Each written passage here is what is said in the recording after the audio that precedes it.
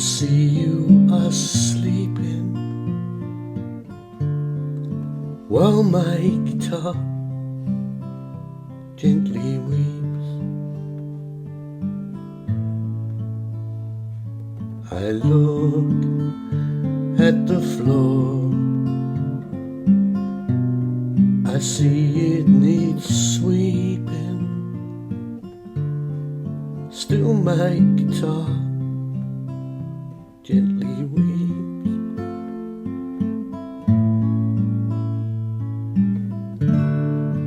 I don't... Anyway, I can't play that bit. That's not what I've... this is just a talking video. Just want to get... I'm just trying to straighten... Well, not straighten things out, just let people know. A long time ago, I used to just put this on YouTube, all my stuff on YouTube. It's a hobby, it's just fun, and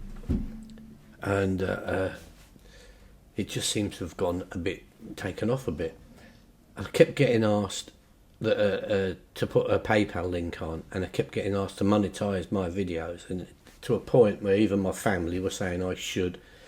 I didn't want to, and so I did. I put a PayPal link on.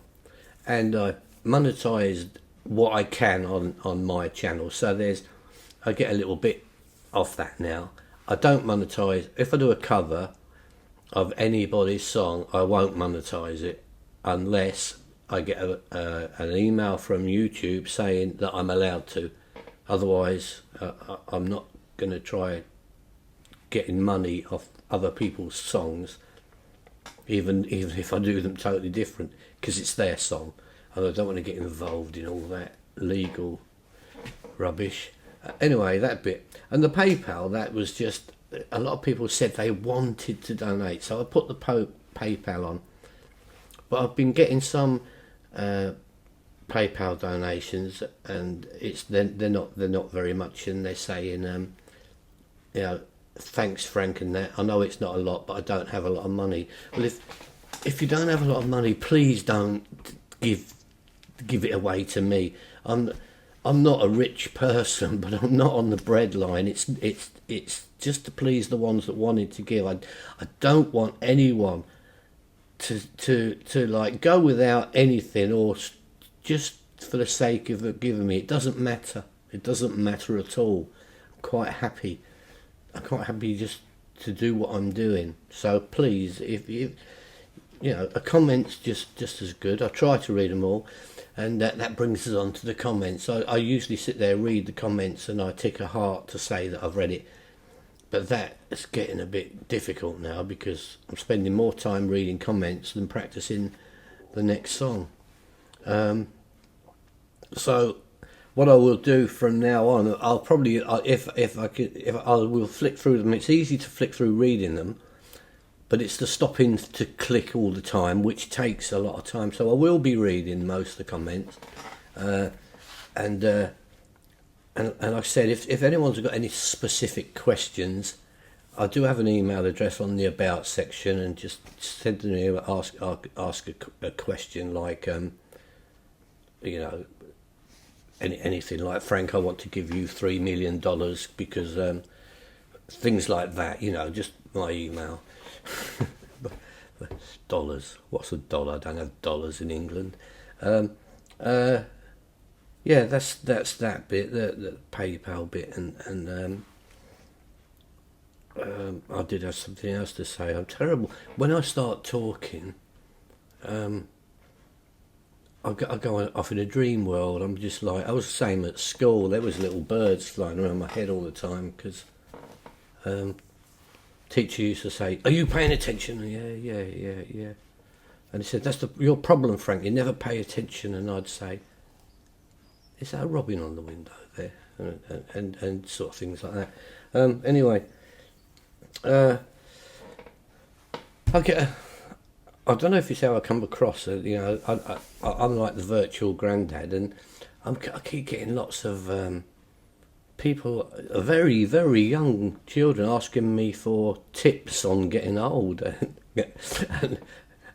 have you got any tips on getting old? It's not really there's not really any tips you can give. You either get old or you don't. I think it's more like tips on survival more than getting old.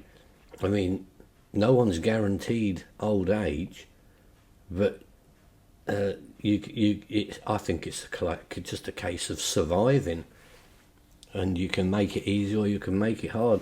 But all these, like, even like 14, 15-year-old people saying things, and it's like, I think all teenagers go through that stage of getting old, and that it will pass, and you just get on with it. You should never worry about getting old when it's something you can not avoid. And it's like people scared of, oh, I'm scared of dying, I'm scared of dying. Well, it's going to happen. There's no point in worrying about it while you're alive, because it's an inevitable. So just live. Just live. Don't worry about what might come or how or anything. Just live. And live the best you can. But they all ask for sort of tips, and my only real tip is just try to be a good person. I try to be a good person. You know, I sometimes, when I was younger, I used to have some sort of angry moments, but it didn't take long to realise that 5'3" tall, I was never going to win a fight. So I came diplomatic. I'm a very diplomatic person. I'll try to be anyway. And like I say, getting back to the survival thing, even when I was at work, I'd got little tricks, and one of the good tricks was I used to be a telephone engineer, and you'd get a job coming up, and in the notes it would say, this customer is really angry, be careful because he's had a lot of problems. And you'd go to the door and knock on it, and this man would open the door, and I'd say, come to do your phone, and they would just jump at you. And you know, I've been ringing for weeks and weeks, and they sent 3 people round already, and I've been doing this and I've been doing that, and no one's fixed my phone, and I don't know what you're going to do. You're all the same. You're all useless. And I would just stand there, and then I would just like, this is my little put on little face. I'd go like that, and he'd stop, and I'd go, and he'd say, are you all right? And I'd go, my wife left me this morning. I don't know what to do. And before long, you're in the front room having a cup of tea, and he's saying, you don't have to do the phone today if you don't want to. You can go home, so I don't mind. That's, and I go, no, that's all right. That's all right. I'll do it. I'll need something to take my mind off it anyway. It's called survival tricks. It's to avoiding confrontation at any point. Anyway, that's about it. And so, with the comments, I will, if I've got time, I'll go through some. But I'm getting so many, it's unbelievable. I don't know what it's all about. Oh, the next thing. Oh, yeah, last thing.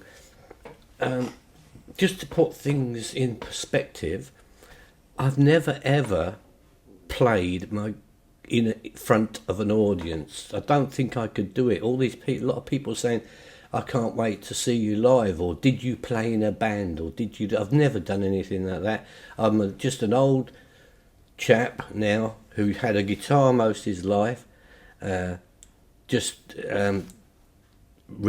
and thought I'd stick something on YouTube and that. So I've never played in front of an audience, and I don't even think I could do it, because a lot of young guitarists, how do you remember all those songs and that? Well, the truth is I don't remember all those songs. I practice a song for about a week, and I learn the words as best as I can, and but I'll always have the words close by, because there's nothing worse than singing a song that's 5 verses and then you forgot the last verse. So I play the song, and I've always got the words as a like a reminder, just in case. If it's one of my songs, I even do it to that, because I write a song and I even forget the last verse myself. So they're there. If I was a performer, I suppose I'd learn them by constantly playing them. But you get so many requests. I learn a song, I try to do it the best I can, and I probably won't play that song again, because I'm gone off to something else. Even I've written some of my songs that I can't even remember what the chords are. I should really learn to write the chords down with it.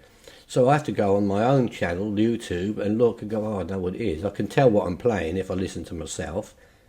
I know when you're a younger guitarist, it's harder. You have people saying, what's the picking pattern and what's...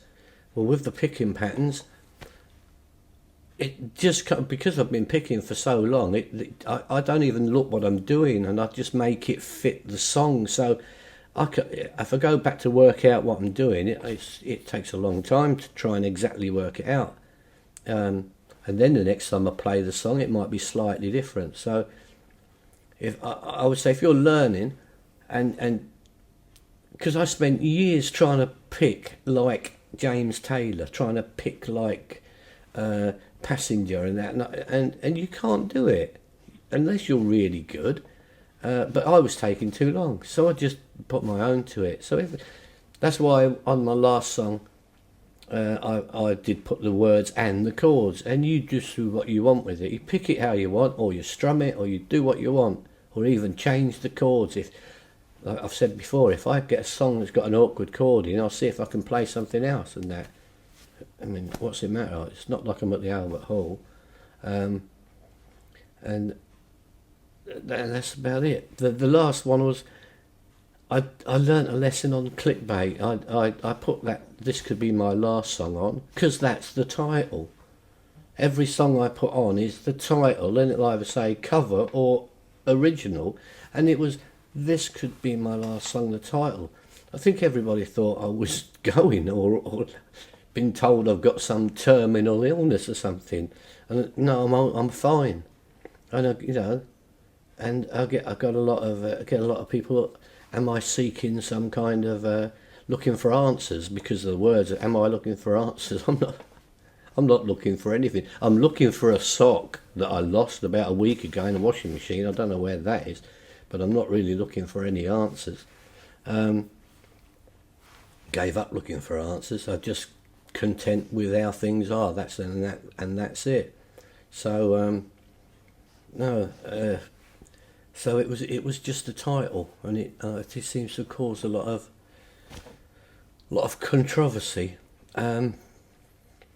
And that's about it. So have a nice day. It's Friday, and the sun is shining in England. The sun is shining. I might go and take some photographs of it, or just look at it and stare at it. No, if there's any young people listening, don't stare at the sun. And don't read the sun either. That's it. And I'll see you all with my next one. Which could be my last song. You don't know, do you? Alright, see you later. Bye.